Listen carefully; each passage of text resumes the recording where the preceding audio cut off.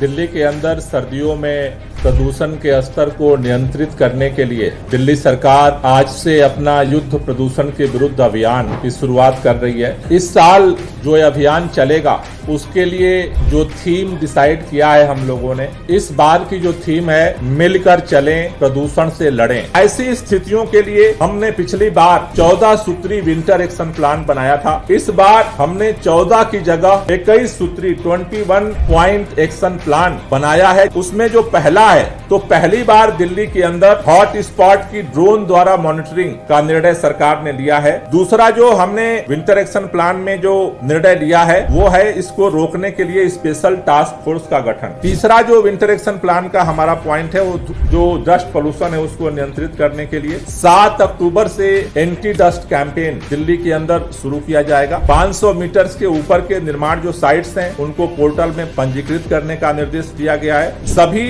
जो साइट्स हैं और कंस्ट्रक्शन है उनमें जो भी एजेंसी है उनके जो कर्मचारी हैं उनको ट्रेनिंग देने के लिए मैंडेटरी किया गया है। इस पूरे सड़क के जो धूल होती है उसको नियंत्रित करने के लिए 85 रोड स्वीपिंग मशीन लगाई जा रही है। 500 मशीनें वाटर स्प्रिंकलिंग के लिए, पानी के छिड़काव के लिए जो है वो सड़कों पे लगाई जा रही है। इसके साथ साथ इस बार 200 मोबाइल एंटी स्मॉग गन सड़कों पे उतारी जाएगी। इस बार जो विशेष निर्णय लिया गया है, पिछली बार हम एक शिफ्ट में जो है ये पानी का छिड़काव करते थे, इसको 3 गुना बढ़ाया जा रहा है। एक बड़ा फैसला सरकार ने लिया है, जो भी एजेंसी, जो भी प्राइवेट कंस्ट्रक्शन एजेंसी जो भी बेहतर प्रदर्शन करेंगे उनके लिए इस साल से सरकार हरित रत्न अवार्ड की शुरुआत करने जा रही है। इसके साथ साथ सरकार और सरकारी एजेंसियों के साथ मिल करके काम करने के साथ जनता के साथ भी मिल करके हम अवेयरनेस कैंपेन को और तेज करेंगे। इसके साथ साथ जो वाहन के प्रदूषण है उसको नियंत्रित करने के लिए 360 टीमें ट्रांसपोर्ट डिपार्टमेंट ने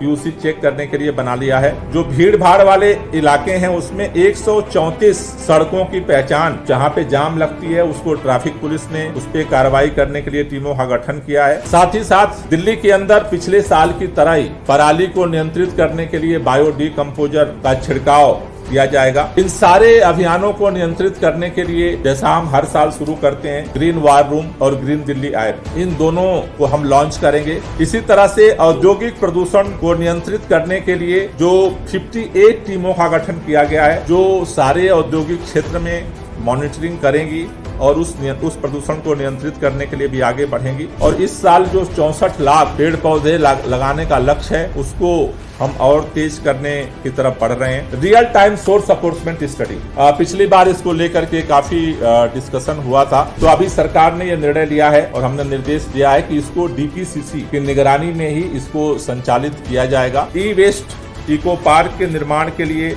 सरकार की तरफ से लगातार उसी गति को तेज किया जा रहा है, जिससे फ्यूचर में खास तौर से जो ई वेस्ट है उसके पोल्यूशन को हम नियंत्रित कर सकें। जो विंटर एक्शन प्लान का 14वां पॉइंट है वो है पटाखों पे प्रतिबंध। 15वां जो पॉइंट है दिल्ली के अंदर ग्रैप, जो CAQM द्वारा ग्रैप का निर्धारण किया गया है, हम हर बार भी सख्ती के साथ उसे लागू करते हैं और इस बार भी लागू करेंगे। 16वां जो पॉइंट है खुले में कूड़े जलाने के लिए, इसको नियंत्रित करने के लिए 588 टीमों का जो है वो गठन किया गया है जो इस कार्य को देखेंगी। 17वां पॉइंट है वर्क फ्रॉम होम को प्रोत्साहन। 18वां पॉइंट है स्वैच्छिक वाहन प्रतिबंध। 19वां पॉइंट है ऑड इवेंट की तैयारी। 20वां है कृत्रिम वर्षा, आर्टिफिशियल रेन का। 21वां जो पॉइंट है वो पॉइंट हमारा है कोऑर्डिनेशन का। और जैसा हम लगातार पहले से काम कर रहे हैं और जो इस बार की हमारी थीम है कि मिलकर चलें प्रदूषण से लड़ें, इसे हम और सफलतापूर्वक लागू कर सकें।